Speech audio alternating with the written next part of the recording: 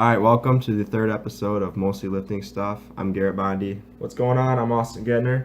In this podcast, we like to talk to a new guest every week about their gym experiences. This week, we have Miss Rachel Darin. She's an exercise science major at Grand Valley State University. Rachel is a certified personal trainer and currently works as a group exercise instructor. Welcome to the show. Thank you for having me. Of course. So, first semester doing personal training, what's your take on it? Honestly, I love it. It's a new program at Grand Valley, so it just kind of started this year, and I've been certified for over a year, but this is my first time putting that into action. So, yeah, I really love it. My client is awesome, making great progress, and I really enjoy it.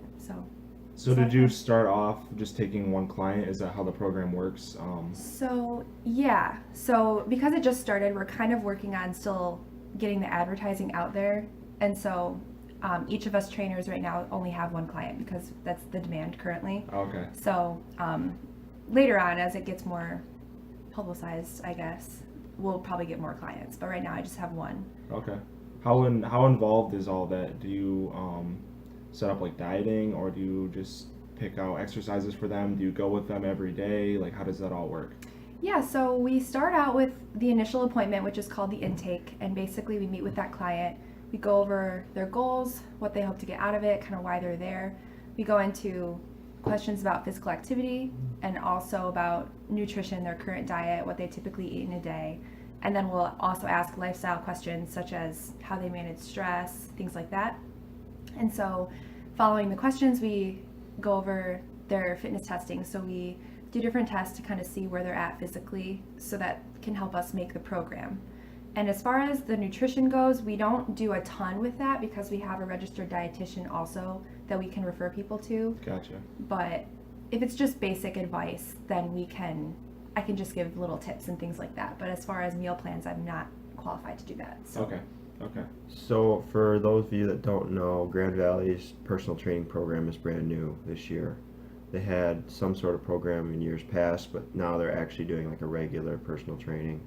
So, along with that, do you think there's an advantage to having your first experience be in a brand new system, or do you think it would have been better to have your first experience being in a system where it's already established and you're kind of able to just plug in as another personal trainer? Yeah, I think there have definitely been challenges with it being a new system, mostly just kind of because we've been troubleshooting things. We're using a new online platform for making client programs and tracking progress and things like that. So that's been a little bit of a challenge, kind of a learning process as we go. That's the one main complaint, but at the same time, it's really nice because it is so new. We're kind of given more freedom to do kind of what we want with it because there's not that set framework yet. So I've been able to dedicate my whole attention to my one client. I've been able to really kind of get the hang of it at my own pace, and I don't have to follow specific guidelines that have been in place for years. I can kind of, we're the start, so we can make that starting point ourselves, I guess. So that's been nice. So how many times do you see a client a week? Currently, I see my client 2 times a week. Okay, so is it like 2 hours total then a week? Yep. Mm-hmm. Okay, so that's kind of just like what people will see at the surface, but how much goes into that 2 hours a week? Because I mean, there's a lot more that goes into that than just showing up to the workouts, and how much are you putting in, or do you have to put in outside of that people kind of don't realize? Mm-hmm. Yeah. So, like I said, it's great having just my one client because I can put all my attention into them. And so basically when she shows up for the workout, we will go through the warm-up. Actually, currently they do their warm-up on their own because I kind of graduated them to doing that so that we can use the full hour to the fullest extent doing the workout. So then we do the hour-long workout, but aside from that, every week I kind of pull out what they did in previous weeks, and I have been consciously progressing them throughout all the lifts. So a main goal is strength, so I've been upping their weight every week. We've worked our way to the classic bench press, traditional deadlift, back squat, all of that stuff when we started not having exercise at all. So I have to put a lot of work, at least a couple hours additional, just going through the workouts, planning what we're going to do, figuring out how to progress, things like that. So I would say total it's probably 4 hours a week, like 2 extra in addition to the training sessions. Would you say that you can tell how much progress your client is putting in on their own when you're not there? I can. Time is an issue for a lot of students, and so a lot of the clients, not just for myself but for the other trainers too, they'll come and they'll say, this is how much time I can dedicate. So sometimes you get a situation where your session is all they do during the week, which is why it's great that it's twice a week, because we can kind of really work hard 2 times a week versus if it was once, then that becomes more of a challenge. But yeah, definitely has done some work outside, and I notice it when my client comes back. But other weeks this is all they do, because they're getting into it for the first time. So I just try to make the most of the sessions and try to really push them hard the whole time so that they make the most of the 2 hours a week that they work out. And I think it's tough for some people because like when they're trying to get into it, they don't have that mindset where it's like, they don't have as much of a mindset to block out time, for the workout, 3 or 4, 5 times a week, just like people who normally will get used to once they start doing it and they actually enjoy it and they find a passion in it. Then they're more easily able to block that time out and commit that time to it.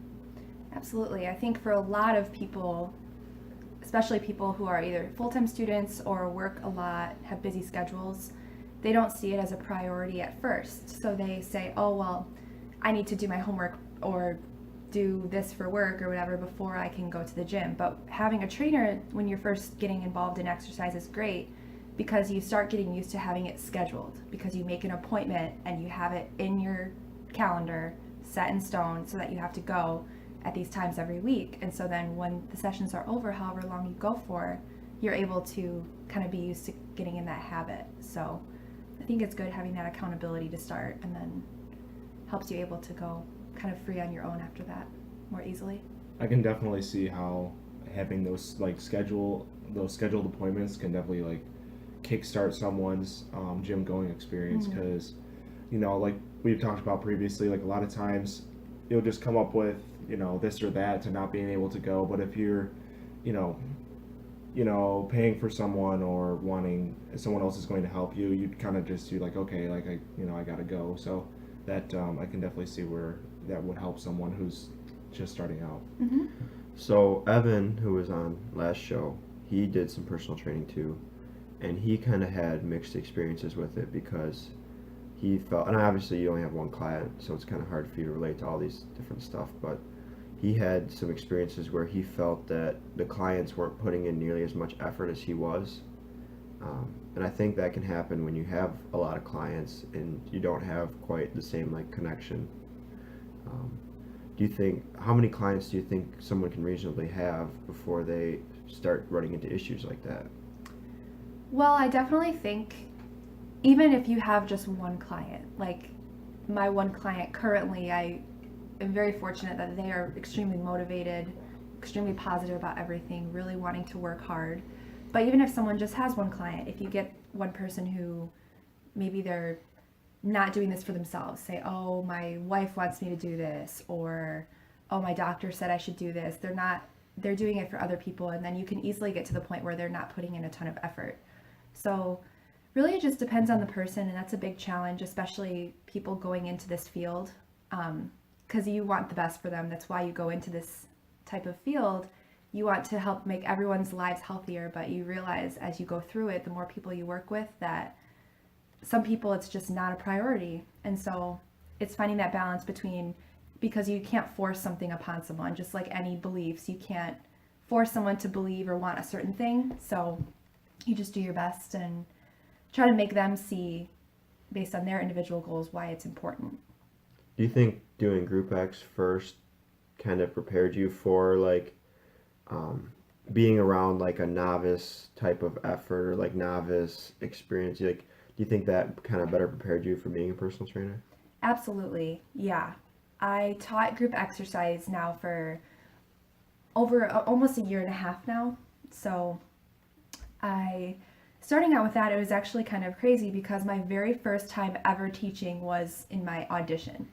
So it kind of was funny how that happened, but I was brand new and I just knew what I had done in my workouts at that point and what I got through my certification. So I was really nervous, but then after having worked with a bunch of people, you in a group setting, you can have anywhere from 10, my most that I had in a class was 52 people. And so you learn really quick how to give out modifications for any type of situation because people will call you over and say, hey, my knee hurts, or hey, I can't do these burpees, what can I do instead? So on the spot, you have to come up with that stuff every day. So definitely working in the group setting made the individual setting much easier, and I was much more prepared for that. So obviously the audition went well, but were you like freaking out kind of? Oh, Because I that was made me very anxious nervous. thinking about if I had to do an interview and do like a Group X class and like lead it. Oh yeah. So at that point, I had been attending classes regularly, which is how I kind of got interested in it, and Okay. obviously my major. And then I was halfway through my certification. So they offer something at Grand Valley called a mentorship, where you shadow an instructor for a semester, and then by the end, you gradually work your way into teaching their class, starting with the warm up and things like that. And so I had inquired about doing that to kind of ease my way. And the response was that, oh, well, we're desperate for instructors, so do you want to just audition? I was like, I guess so. I was really nervous. And I was sick that day too, which didn't help. Oh no. So I drove the 2.5 hours to Grand Valley and I auditioned, and it actually went really well. I know I was practicing a ton before. I took Garrett through my first audition workout, and Yeah, that was my first and only Group X experience. Person only? Yeah. yeah. But yeah, it ended up going really well. So I just learned every time I teach, still to this day, I always learn something new and how to be better. So Yeah. Well, I think it probably helped too that you said you like attended classes regularly, so you kind of knew like what to expect and how you wanted to run things and what you liked, and exactly. I can definitely see how that can be helpful. But you know, teaching is just it's just different. So I'm glad that it went well though. That's really cool. Yeah, thank you. Yeah, I think Group X is like a good option for people who want like a structure, and they want like someone to provide variety for their workouts, but they maybe can't afford personal training or whatever. Because I think most colleges Group X is pretty cheap or free, Yeah.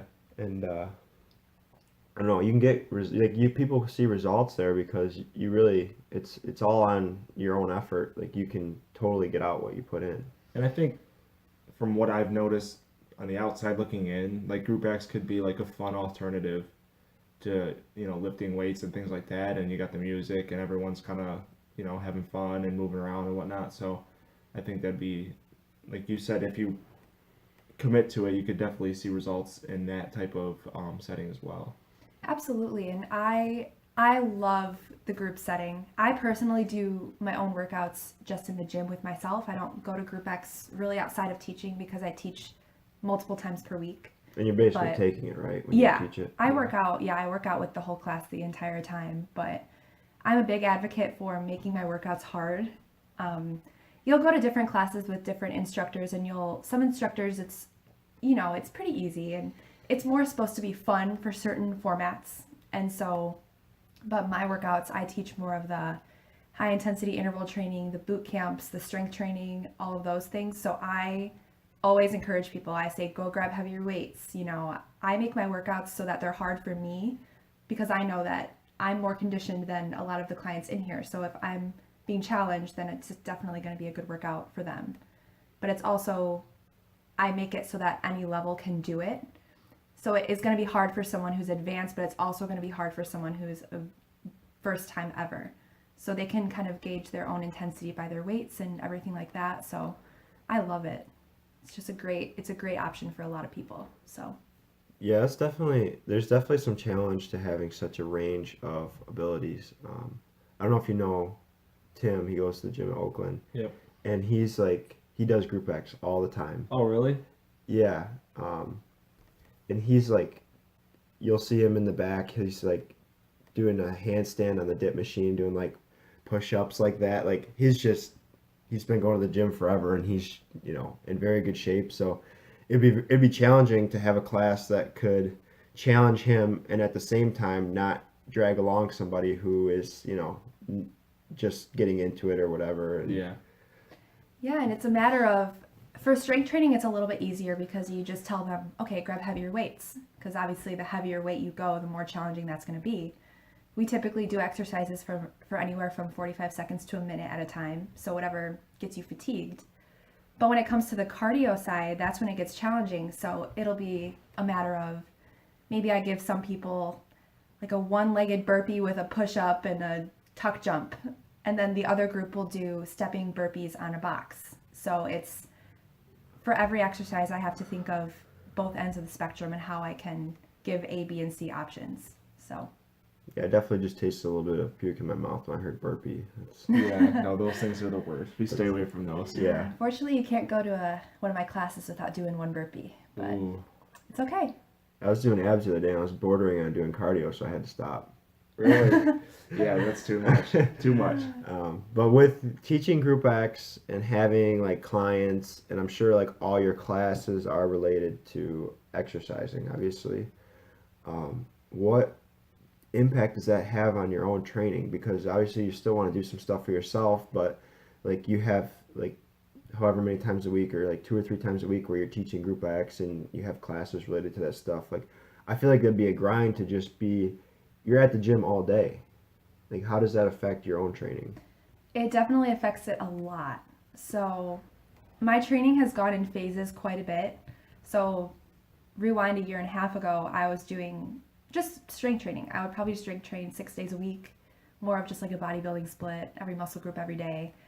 And then as soon as I got into Group X, I realized the hard way that at first it wasn't too bad because I was teaching 2 classes. So 2 days a week, I would teach 1 hour.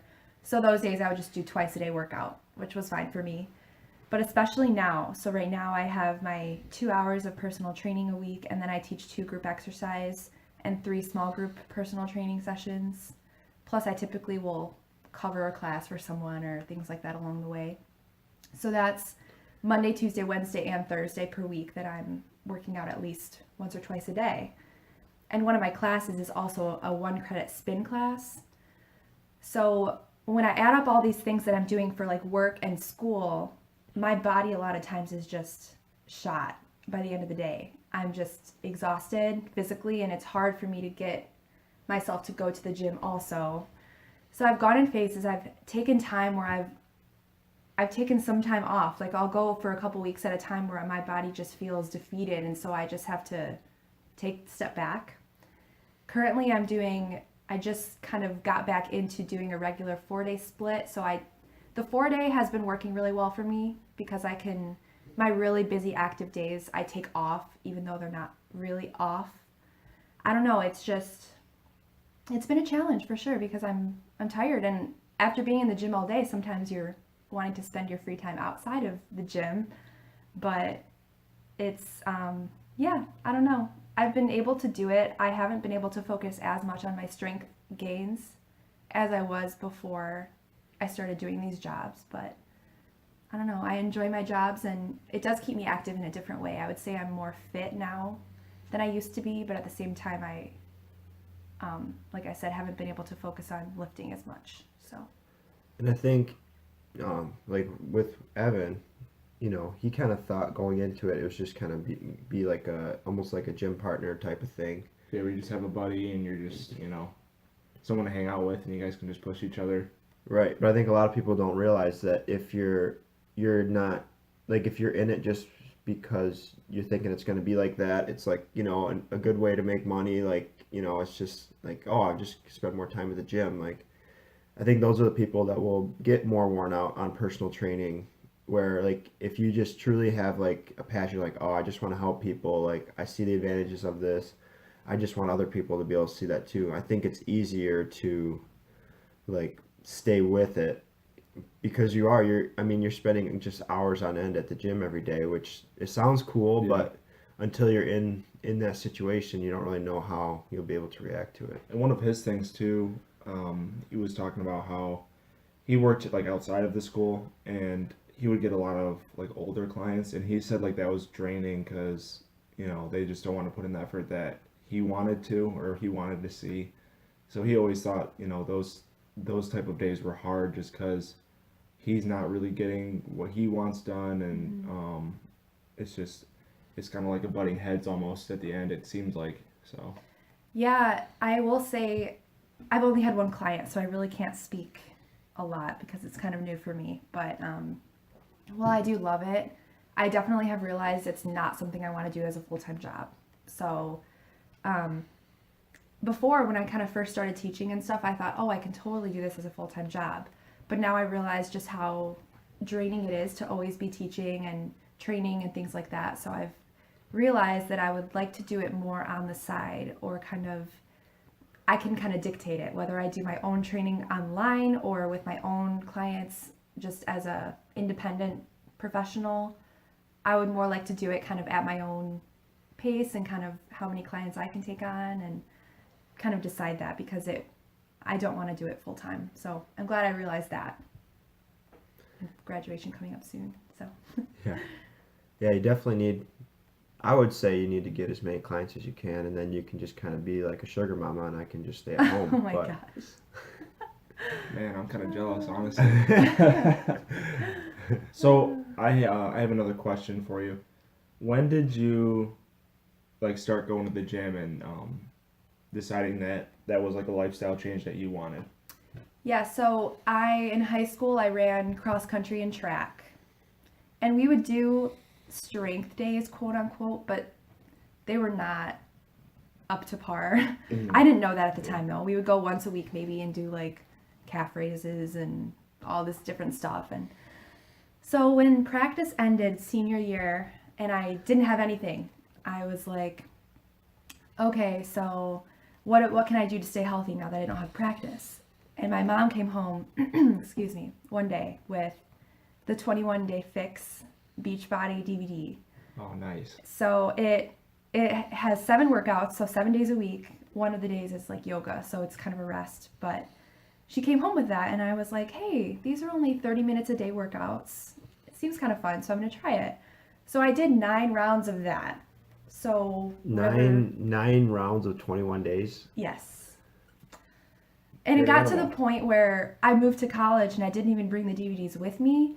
But because I had done so many times, I had them memorized. So I would go to the gym and just do it. And so when I added it all up, how long I was doing those workouts, I did it for however many months. And so I love those programs for beginners, because the 21 Day Fix, Autumn Calabrese is the instructor, and it's really focused on strength training. So there's a total body day, upper body, lower body, total body cardio, just like a regular cardio, a Pilates, and a yoga.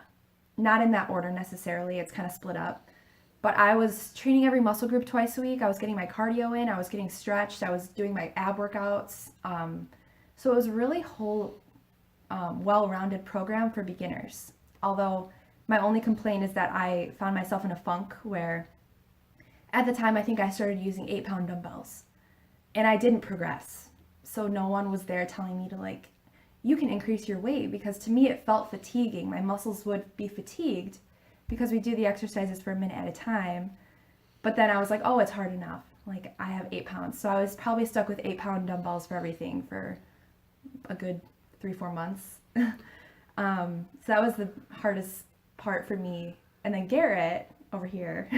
I think I remember. I think there was an article about progressive overload. I probably sent it to you too. Yeah, I remember. I remember I sent it to a few people, and I even think you gave it to your roommates, and the day after, everyone was like, oh my gosh, I just was thinking about that the whole time, and I just I'm so sore today because I just basically tried to kill myself the day before with the workout because I was trying to overload. Yeah, when I figured out, and keep in mind, this was right after high school, so it was before I kind of was in the major and before I was certified and before I really had knowledge on all this stuff. But once I started learning slowly through Garrett, a big time, and also through research and through my classes and all that stuff, I realized that I was capable of lifting more than I thought, I guess. I can chest press more than 8-pound dumbbell in each hand. I was like, wow, I can actually lift more than this. And I started loving it, basically.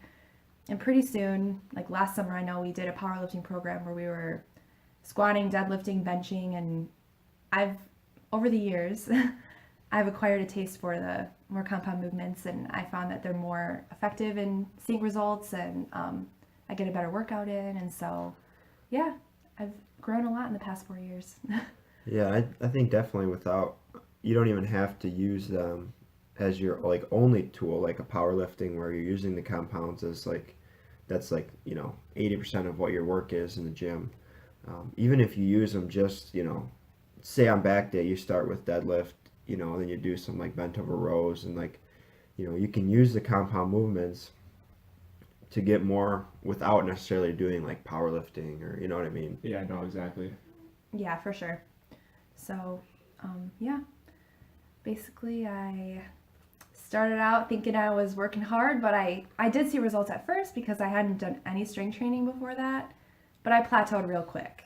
And so I was more in a maintenance stage for quite a few months and I didn't really realize it. So I recommend the program. This is not a sponsored advertisement, but I recommend it for beginners, but definitely if you're doing it, push yourself with the weight. Even if you fail and have to grab lighter dumbbells, do it, or don't stick with it your whole life. Yeah, I remember So- I remember telling her like you should use like more weight. She's like, "No, like these are fine. Like I like my 8s for my arm day and my 10s for the leg day." I was like you could probably do a lot more than that. Like And it was so funny because I started out at Grand Valley studying occupational therapy, so I wasn't even going to go into the health and fitness field. But then as I started learning more about my own training and kind of developing that, I realized, wow, there's a lot of people that are not educated on the topic. There's a lot of work that has to be done and a lot of progress that people need to make. And so I realized that that's what I really enjoyed, was helping people learn how to be healthy and how to not just workouts, but all together, with nutrition and lifestyles and everything. But the workouts was a big turning point for me because I realized that that's what I kind of wanted to focus on for my career. So yeah, thanks Garrett and Autumn Calabrese and everyone in my journey. hey, I feel like if you didn't do a Beachbody workout at some point during high school, like did you even really like start to get into lifting? And Like, honestly, they're great. If your goal is to really develop strength, then I would say that's probably not your best bet because usually you use just little dumbbells and like resistance bands. But if your goal is improve your fitness or, just get toned, like those are great programs for a lot of people, even sustaining that. But it's just depending on your goals. If your goal is strength, definitely try to branch out and ask for some help on how to use the weights, look for advice from people, and learn how to do that type of thing. yeah, I definitely used to do Insanity and T25. What was that one And jumping one we did? Oh, that was Air Alert. Air alert. That one was I that one remember was that. cancer. I think that one was bad. Bad for the knees. Yeah, you're jumping like 1,000 times in like Yeah. an hour. Gosh. Mm-hmm. But I definitely did the Insanity and T25 because I was like, yeah, I'm gonna look like Sean T doing this. It's like this is just what he does, and he like looks like this. I was like, yeah, this is gonna work for me. Like I'm gonna See? just get jacked.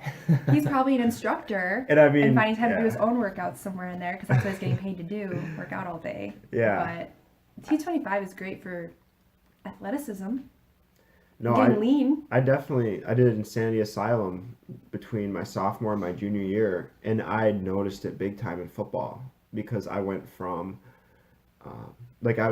my sophomore year I was kind of struggling to stay on the field on varsity and like went back down to JV, and then my junior year it was just like I just felt like the game slowed down because I felt like I was faster, like I was stronger, and like I could play both sides of the ball. Like people, it didn't feel like people were run by and be like, wow, that guy was fast. It was like I could keep up with people and stuff like that, and it made a big difference. Yeah, and a lot of those programs, people think, oh, it's easy, but it's really only as easy as you make it.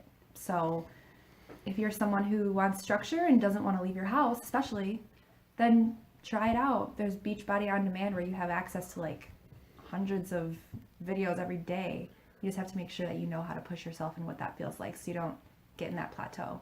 Oh yeah, and if you go like the dark web, you can find all of them for free too. So you know. Exactly, you can't beat it. All right, Rachel. Well, thank you for being on the show. Thank you for having me. We appreciate We it. appreciate it. Thank you Of for course. enlightening us on group exercising. No problem. Yes.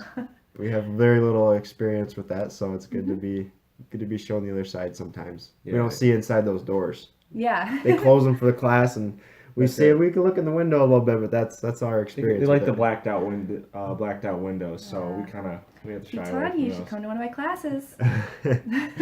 Yeah, we'll see. Yeah, totally. I'll keep When trying. they start deadlifting in there, you let me know. I'll keep working on it. All right. Well, that's the end of it. So if you guys want to leave us a comment, feel free. We have the links to our Instagram as well as Rachel's in the bio here on the YouTube video. And thank you for listening. Yeah, thank you.